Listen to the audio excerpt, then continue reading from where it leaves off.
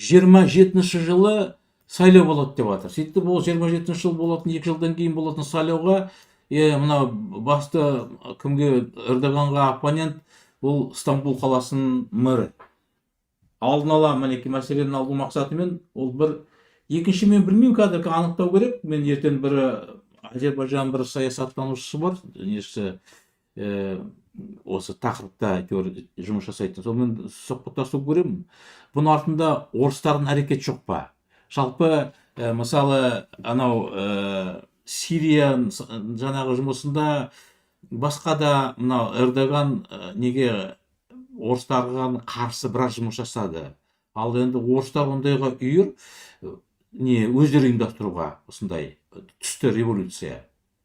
Мен жалпы достар, бұл не қараңыздар, Турция болсын қазір, Сербияда, Венгрияда, қай жерде болса да халық неке өзінің тағдыры үшін күреседі, саяси алаңға шығады, әртүрлі тактикасымен. Ал бізге келетін болсақ, бір тірі өлік сияқты халқымыз.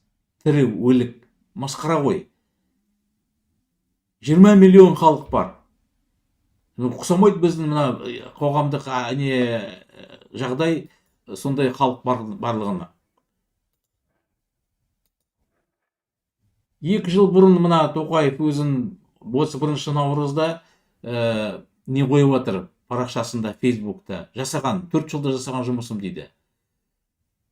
Күлкілі ғой, пенсияны көбейттім, көршілермен татуластық, ештеңе бітірген жоқ.